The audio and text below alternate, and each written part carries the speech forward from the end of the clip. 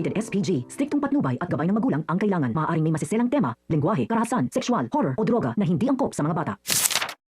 Pagpalang araw mga kapuso, narito ang mga pinakamainit na tagpo sa Born to Shine. Pero bago ang lahat, kung bago ka pa lamang sa akin channel, ay huwag kalimutang mag-like, mag-share at mag-subscribe para lagi kang updated sa mga bagong recaps na aking i-upload.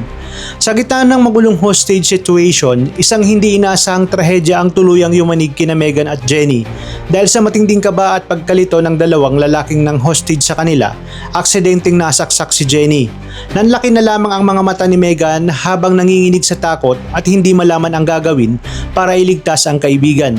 Imbis na magtulungan, nag-away pa ang dalawang sospek matapos sisihin ng isa ang kanyang kasama kung bakit nito sinaksak si Jenny.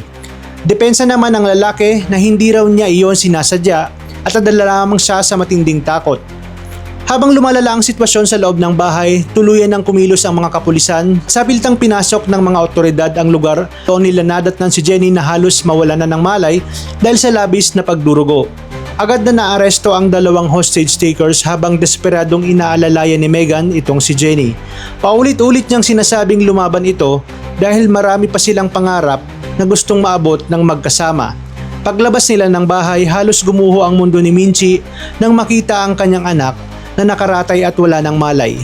Kasabay nito ang pagdating ni Nate at agad na kinarga si Jenny papunta sa emergency van. Halatang takot na takot itong si Nate habang hawak ang dalaga at sinasabing hindi niya kakayanin kapag may masamang nangyari rito. Kahit nangihina nga ay napangiti pa rin si Jenny para pakalmahin siya. Samantala hindi naman mapigilan ni Minchi ang kanyang galit at sakit na nararamdaman. Sinisi niya si Dara at si Megan dahil kung hindi umano sa mga eskandalong kinasasangkutan nila noon, hindi mangyayari ang trahedyang ito kay Jenny. Buong pusong humingi ng tawad si Dara, sinabing wala nang saysay ang sisihan dahil pare-pareho lamang silang nag-aalala para kay Jenny. Doon unti-unting kumalma si Minchi matapos malamang ipinagtatanggol din siya ni Dara sa gitna ng gulo.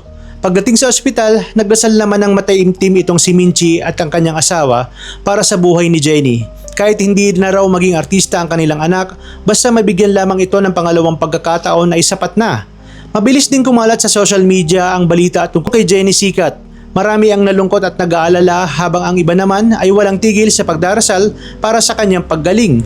Makalipas ang ilang araw, unti-unting bumuti ang kalagayan ni Jenny, sangang dumalaw sina Nate, Megan at ang Yumi Group upang kumustahin siya.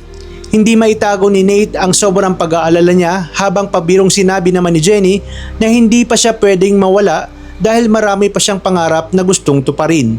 Kasunod nito, dumating din sina Dara at Megan upang personal na humingi ng tawad. Pinado si Megan na dahil sa nangyaring trahedya ay mas lalo niyang naunawaan ang kanyang mga pagkakamali at gusto niyang itama bago pa nga magiging huli ang lahat.